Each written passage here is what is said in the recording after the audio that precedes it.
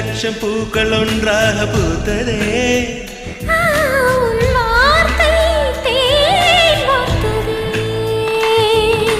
மௌனம் பேசியதே, குளிர் தென்றல் வீசியதே, ஏழை தேடிய ராணி நீ